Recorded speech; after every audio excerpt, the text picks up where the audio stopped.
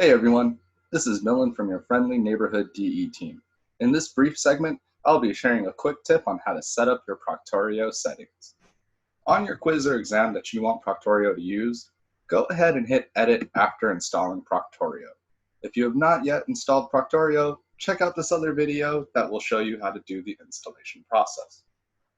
Once Proctorio is installed, you're going to want to edit your quiz or exam and scroll down to hit the Enable Proctorio Secure Exam Proctor settings.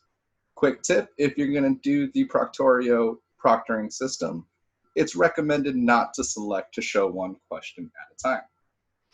Once you enable that setting, a new tab will be accessible, the Proctorio Settings tab, where you can go ahead and make a few adjustments.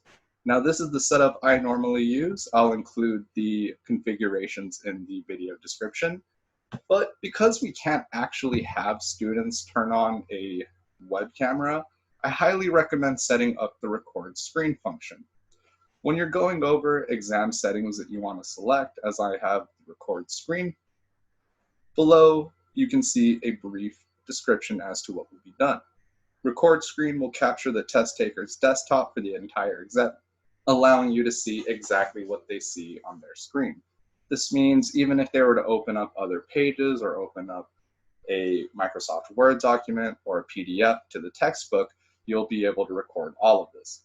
Now I know we're not allowed to record webcams, but we can have the audio recording, so if you hear someone communicating to someone else, Proctorio will also flag that.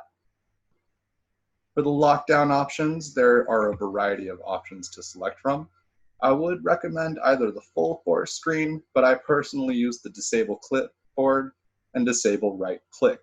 This way students aren't able to do screenshots or get savings of some form of saved page that they could share with other students.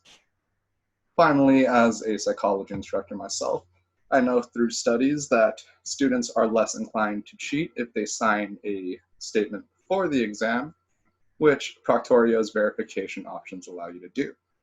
You can also hit to set that they must verify their audio if you plan on having the record audio set up. I'll go ahead and do that myself, and once I have these settings, I hit save, and my Proctorio exam is ready to go. In our next video, we'll be covering how to review Proctorio tests. Until then, hopefully this trick helps you out with setting up your exams.